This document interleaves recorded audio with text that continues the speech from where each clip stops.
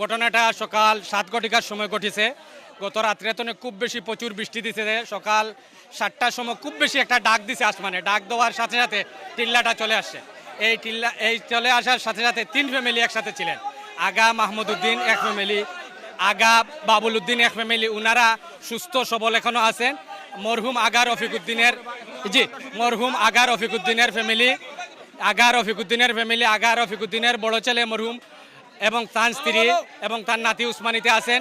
আর আগা করিমউদ্দিনের স্ত্রী, আগা করিমউদ্দিনের বাচ্চা এখনো মাটির নিচে চাপা আছে। এখনো উদ্ধারের কাজ চলতেছে। আপনারা সবাই দেশবাসী দোয়া করবেন আল্লাহ যেন সুস্থ হায়াতে ওদেরকে ফিরিয়ে দেয় এবং আমাদের সবাইকে ধৈর্য ধরার তৌফিক দান করে। অনুমানিক 7টার দিকে ঘটনা। আমরা শোনার পরে আমরা চলে আসছি পার্টি নিয়ে। আমি নিজেই চলে আসছি, সব ফায়ার সার্ভিস সহ সিটি কর্পোরেশনের লোক সহ সবাই আসছেন। আমরা উদ্ধার কাজ করতেছি। আসলে মর্মান্তিক ঘটনা, দোয়া করবেন সবাই তো দ্রুত তাড়াতাড়ি আমরা এটা অপসারণ করতে পারি মাটিগুলা। তখন ওই লোকগুলায় পাওয়া যায়। 5 জন ছিল, টোটাল 5 জন ছিল। 2 জনকে উদ্ধার করে হসপিটাল পাঠানো হয়েছে।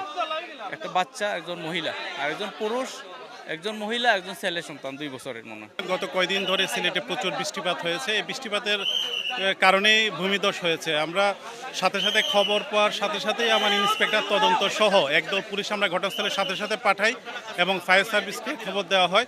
উদ্ধার অভিযান চলমান আছে। প্রথমেই আমরা 2 জনকে উদ্ধার করতে পেরেছি এবং এখন 3 জন মাটি চাপা অবস্থায় আছে। করিমউদ্দিনের স্ত্রী এবং সন্তান। স্থানীয় জনগণ সহ সবাই খুব সহযোগিতা করতেছে। ইতিমধ্যে মেয়র মহোদয় সহ সবাই এসেছেন, ঘটনাস্থল পরিদর্শন করেছেন।